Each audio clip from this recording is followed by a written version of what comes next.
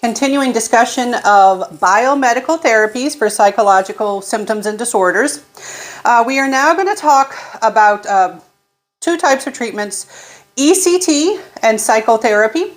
And I find that students have varying levels of previous familiarity with these two topics. All right, so the first one is ECT. What does that stand for?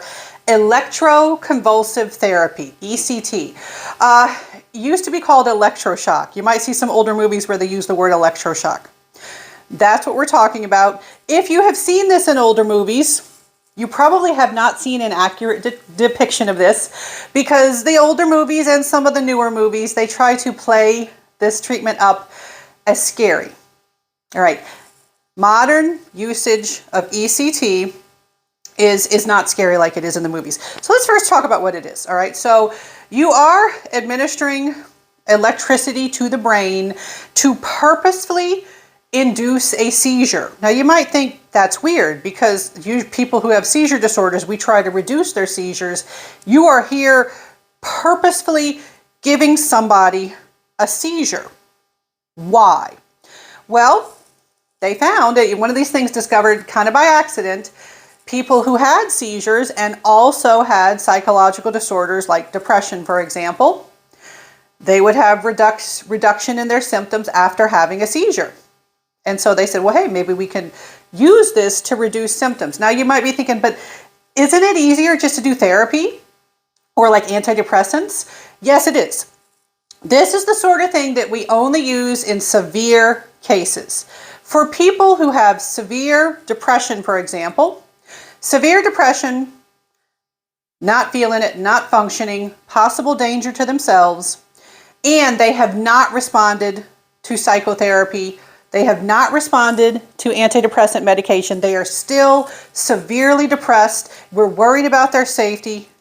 And so we might use this sort of last resort extreme treatment. So ECT, it's delivered in a medical setting, trained professionals who know what they're doing, and typically you're reserving this for cases that are severe. A common usage nowadays is for very severe treatment-resistant depression. You use this to bring someone up from the pit of despair, and then it's not like they're magically fixed. Then you've reduced their symptoms enough so that they could start, hopefully, benefiting from psychotherapy and possibly medication too. Now, there are side effects from ECT. One of the biggest side effects is fatigue and memory loss. The people who get this will typically lose memory for the day of the procedure, a little before, a little after. So a lot of people don't like the memory loss aspect of things. And most people who get this, they'll have to have more than one session. I don't remember the exact number. I think it's in the textbook, but it's like up to 6 sessions for a lot of people. So it's not like instant, oh, you're fixed. You no longer have depression. Yeah. And so this is extreme. It is an extreme treatment. It has these risks. It has these side effects. And so you reserve it for situations where the person, it doesn't seem like they have any chance of getting better with any other means. So that's when you do the ECT. All right, now, we also have something called deep brain stimulation, and this involves stimulating the brain, and this is rare too, and this has shown to be successful with extreme cases of OCD, obsessive compulsive disorder, particularly the ones that don't respond to any kind of therapies or medications that have been tried. As again, treatment resistant obsessive compulsive disorder. Some of these folks have had have seen benefits from this procedure called deep brain stimulation. All right, now another category that we have to talk about is psychosurgery, brain surgery to alleviate psychological symptoms of some sort. We reserve this for rare cases, of course, and modern, current, contemporary psychosurgery is going to be based on research showing that it's effective, for that particular problem that is supposed to be treated. It's going to be done by people who know what they're doing. All right. We weren't always there. Some students are a little familiar with the history of psychosurgery and how we had sort of a dark time in the history of psychological treatment. If you've ever heard of a procedure called lobotomy, or the big full term prefrontal lobotomy, this is I hesitate to call it brain surgery, because the most popular way that it was administered, it wasn't even like surgery, it was like an outpatient procedure.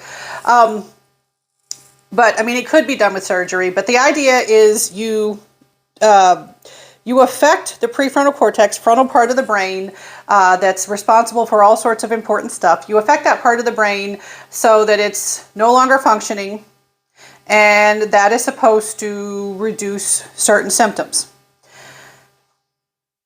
The most popular way that this was delivered, and I often have some students who are squeamish, so I'm going to do kind of like a trigger warning here. They had a procedure that was known as the ice pick lobotomy. And the guy who developed it, literally the first time he did it with like an ice pick from his home. But they would go through the eye socket. It was a transorbital lobotomy. The orbit is the eye socket. They would go through the eye socket and essentially pierce, skewer, damage the prefrontal cortex. If this sounds barbaric, yeah, it is, and we do not do this anymore. Problems with the prefrontal lobotomy. The person, whatever problem behavior they're being treated for, typically you do a lobotomy and they are not doing that anymore. They also are not doing other things because you've damaged their prefrontal cortex. The prefrontal cortex is responsible for things like planning, impulse control, executive functioning, personality. Seems to be at least partially or largely located in the prefrontal cortex. So the people, after having a lobotomy, a lot of people seem kind of lifeless, not themselves, listless. It's kind of like, hey, I am not acting horribly psychotic anymore, but I'm also not acting like myself. One of our presidents, President Kennedy, had a sister who had a lobotomy, and it was reported as this tragedy, like essentially they lost their sister to this procedure. So if you hear about lobotomy, unfortunately that was a real thing. That was done. We do not do that anymore. And these procedures are now very well regulated, and we don't want to ever have that happen again, where people are subjected to that kind of treatment. If you want to know more, there's like whole documentaries about lobotomies, the transorbital lobotomy procedure. All right, now after that, let me get over here. All right, yeah. So the next video, we're going to talk about just in general some remaining things to talk about regarding therapy.